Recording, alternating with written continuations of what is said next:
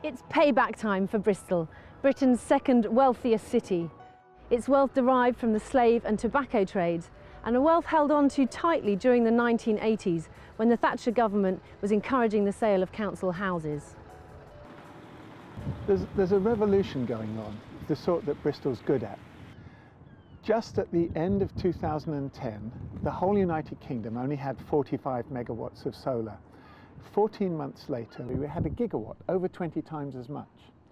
Partly, this was because the government wanted that to happen and had generous incentives. Partly, the technology costs dropped a lot. Partly, it's a revolution whose time's come. And it's not just a revolution in energy, it's a social revolution as well. Here in Lockleaze, the community have shown a fantastic appetite for working together. This is classed as a fuel poverty area, meaning that households need to spend more than 10% of their income on fuel. 300 residents from both private and public houses have shown a keen interest to join in this fantastic new pilot scheme. So Streets of Solar, it's a wow Lockleaze project as far as I see it, and so it's something that they've got that other places haven't got, and it's often marked as a forgotten community, and this is a way of saying, look, we're here, we're here. The plan for the church is that we have a huge cross made out of solar panels on our roof that will hopefully go a way to producing electricity for the cooperative in Lockleaze. I'd like a cross that's visible from space if at all possible. Yeah, I'm from Hengrove in South Bristol, and I would be most excited if this scheme would happen with us. It'd be great if it can go to our side of the city, not just for council tenants obviously, but for everybody. There's room for 700 megawatts of power, solar power, on the roofs of Bristol. That's the equivalent of quite a substantial power station. A cooperative of solar installers has come together to help fit the panels using local labour. This means that the money stays in the local community.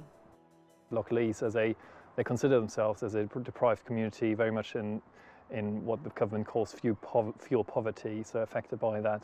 And they see this as a great opportunity to actually be able to participate in something that so far has been claimed to be very much a middle class sort of thing to do. It's now got a life of its own. The installer co-op has come together in order to actually make this a reality, but it started off very much as something that was discussed within the solar group and is very much championed by the solar group as a flagship project for just what we can do in Bristol.